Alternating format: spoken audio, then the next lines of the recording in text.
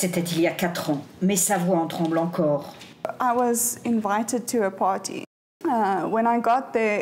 J'ai été invitée à une fête, mais quand je suis arrivée, il n'y avait que ce gars là-bas. J'ai dit non, j'ai dit stop. But I also did freeze.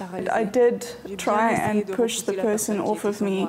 But when you are pinned to a couch, legs above your head and pressed against the top of the couch, it's what am I going to do?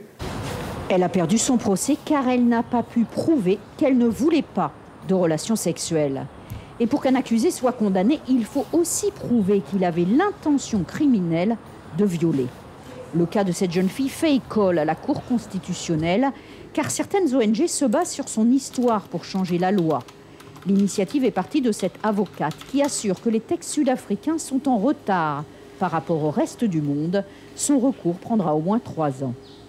With the law as it currently stands, the more perverse an accused person's views are on, for example, consent and rape, the higher the chance of them getting acquitted, because there is a lesser chance of the state. Aucune chance de prouver que dans sa tête, il pensait qu'il était en train de violer quelqu'un. Alors ce qu'on suggère, plutôt, c'est que l'accusé porte la responsabilité et qu'il soit assuré d'avoir eu le consentement de la victime.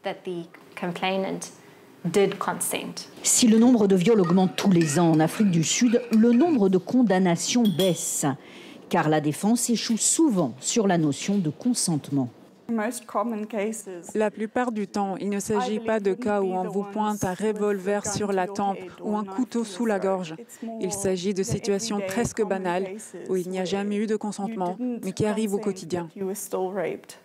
Une victoire à la Cour constitutionnelle ne changera rien à son cas personnel, mais elle lui permettra de se sentir moins prisonnière de l'injustice qu'elle a subie.